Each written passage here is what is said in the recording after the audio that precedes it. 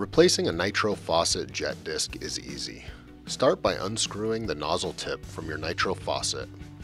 Inside you'll see a jet disk along with an O-ring holding it in place.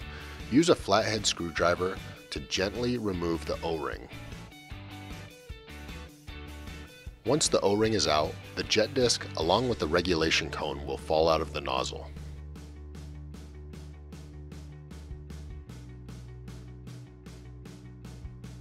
Then simply reassemble your faucet in the same order.